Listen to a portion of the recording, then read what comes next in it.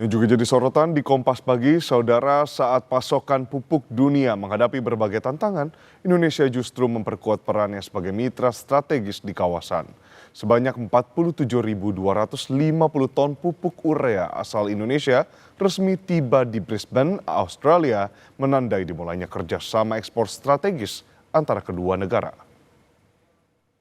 Kapal membawa barang dari satu negara ke negara lain. Tapi kali ini yang dibawa dari Indonesia ke Australia adalah sesuatu yang jauh lebih penting. Adalah jaminan pasok pertanian dan ketahanan pangan. Setelah menempuh perjalanan dari Bontang, Kalimantan Timur sebanyak 47.250 ton pupuk urea yang diangkut oleh kapal MV Medi Luna tiba di Brisbane, Australia. Kedatangan pengiriman ini menjadi tonggak penting implementasi kerjasama ekspor pupuk Indonesia-Australia melalui skema government to government dalam memperkuat ketahanan pangan serta stabilitas rantai pasok pupuk di kawasan Indo-Pasifik.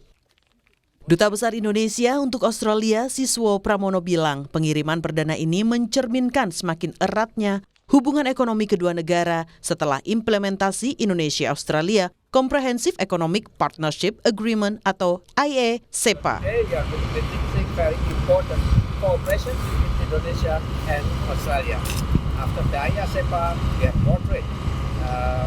Our trade actually increased total trade in the last 5 years from 14 billion Australian dollars. Today is 32 billion, so more than 100% increase, including on the fertilizer, of course. Yeah. So we save you, you save us. It's a strong Indonesia benefit Australia, and strong Australia benefit Indonesia. So let us work together, and I believe it's not the first time.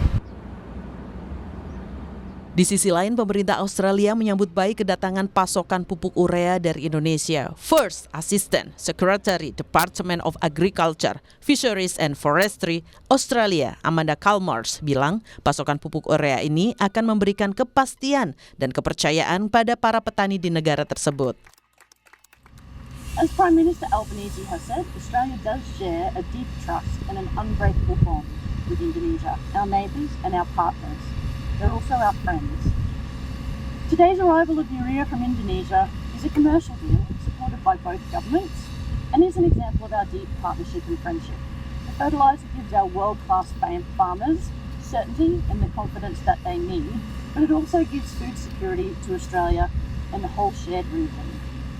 Indonesian urea supports our big step forward, and we still need more.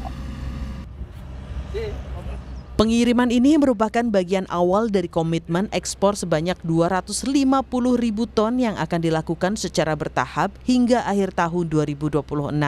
Sementara itu, Direktur Utama Pupuk Indonesia Rahmat Pribadi bilang, Pupuk Indonesia Persero memastikan bahwa ekspor pupuk urea ke sejumlah negara, termasuk Australia ini, tidak akan mengganggu pasokan bagi petani dalam negeri.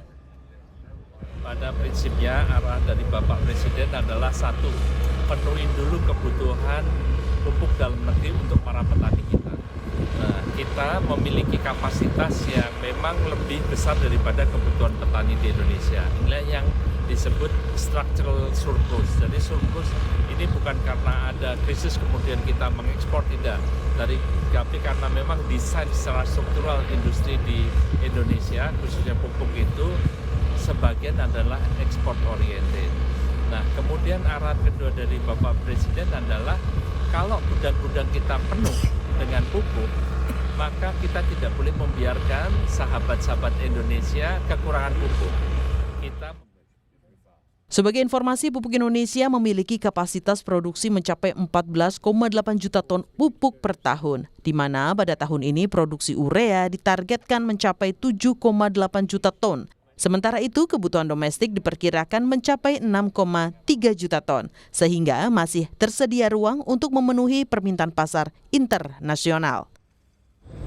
Saudara, pengiriman perdana ini menjadi tonggak penting untuk memajukan kerjasama ekonomi antara pemerintah Indonesia dan juga pemerintah Australia. Bukan hanya pengiriman urea pertama, tapi ini adalah komitmen untuk sama-sama menjaga, memperkuat ketahanan pangan regional, kemudian juga meningkatkan ketahanan rantai pasokan, dan yang paling penting adalah mendorong untuk adanya kerjasama industri jangka panjang. Valentina Sitorus, Kompas TV, Brisbane, Australia.